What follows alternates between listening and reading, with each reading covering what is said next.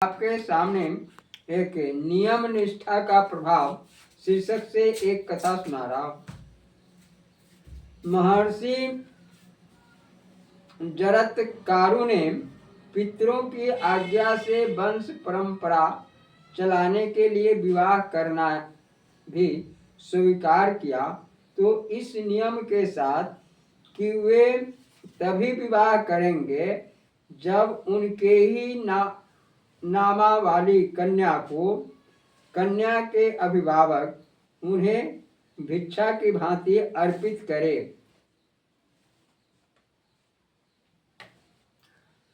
परंतु भाग्य का विधान सफल होकर ही रहता है। नागराज बासुकी की बहन का नाम भी जरत्कारु था और उसे लाकर स्वयं बासुकी ने ऋषि को अर्पित किया।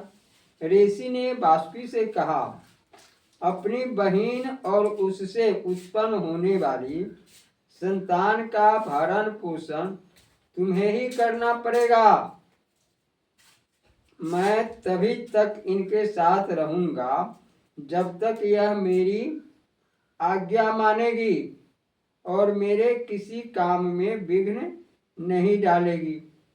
मेरे किसी कार्य में इसके द्वारा बाधा पड़ी तो मैं इसे छोड़कर चला जाऊंगा।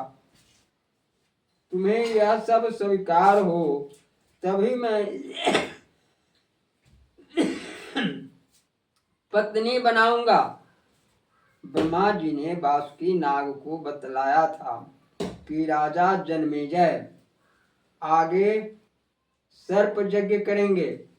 उस सर्प यज्ञ से बासुकी तथा अन्य धर्मात्मा नागों की रक्षा ऋषि जरत्कारु का औरस पुत्र ही कर सकेगा। इसलिए ऋषि की सब बातें बासुकी ने स्वीकार कर ली।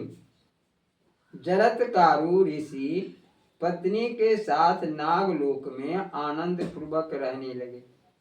उनके पत्नी बड़ी सावधानी से ऋषि की सेवा में तत्पर रहने लगी। वे अपने तेजस्वी पति की प्रत्येक आज्ञा का पालन करती और उन्हें संतुष्ट रखने का पूरा ध्यान रखती। एक दिन संध्या के समय दिन भर की उपासना एवं तपस्या से थके ऋषि पत्नी की गोद में मस्तक रखकर सो रहे थे। सूर्यास्त का समय हो गया। ऋषि पत्नी चिंतित होकर सोचने लगी, यदि मैं इन्हें जगाती हूँ तो एक क्रोध करके मुझे त्याग कर चले जाएंगे, और यदि नहीं जगाती हूँ तो सूर्यास्त हो जाएगा। सायंकाल की संध्या का समय बीत जाने से इनका धर्म नष्ट होगा।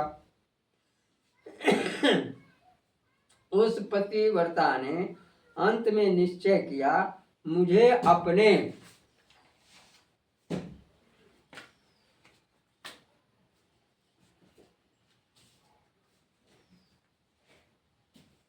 स्वार्थ का त्याग करना चाहिए। भले क्रोध करके पतिदेव मुझे त्याग दे, किंतु उनका धर्म सुरक्षित रहना चाहिए। उसने नम्रता पूर्वक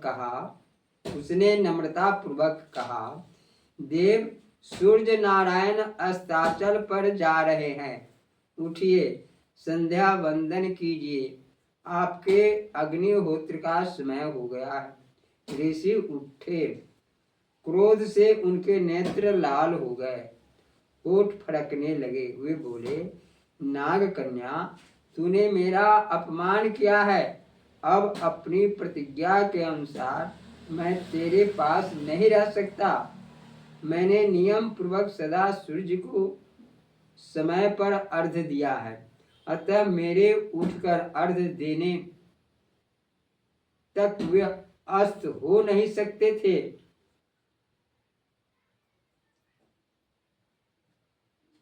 किसी नियम निष्ठ की निष्ठा का लोप करने की शक्ति किसी देवता या लोकपाल में नहीं होती। ऋषि चले गए।